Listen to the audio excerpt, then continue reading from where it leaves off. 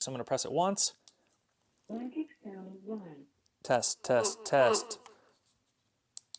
Press it Magic again. sound 2. And then we get like a lower voice, which is kind of cool. We can press it again to go mode number 3. We've got another kind of alien sounding voice there, which is kind of neat. Press it one more time. Sound 4. And then we get like another super low voice, which is kind of cool. Allow for magic sound. And then we turn it off there with one more button press. And we get just a little bit of reverb there, which is pretty cool.